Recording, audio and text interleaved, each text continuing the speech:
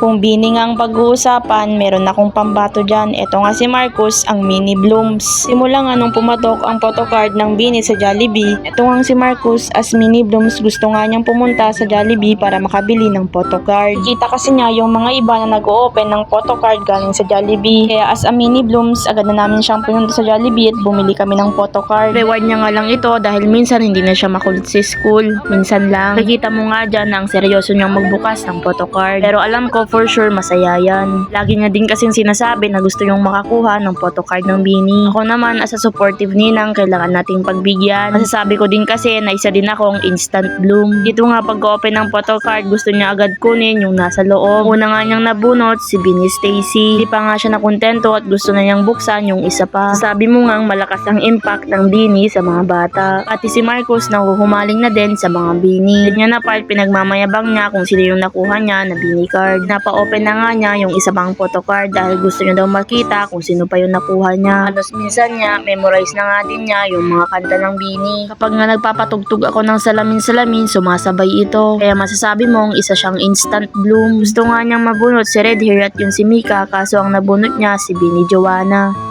Pero kahit ganon, sana masaya siya kasi napagbigyan yung gusto niya. Kaya lagi mong tatandaan Marcus, kung saan ka masaya, susuportahan ka namin. So, lagi ka lang mabait at iwas-iwasan ng pagiging baldeng. So paano ba yan? Hanggang dito na lang muna. Ako nga pala si Tin, tambay lang pero may pangarap. Bye-bye!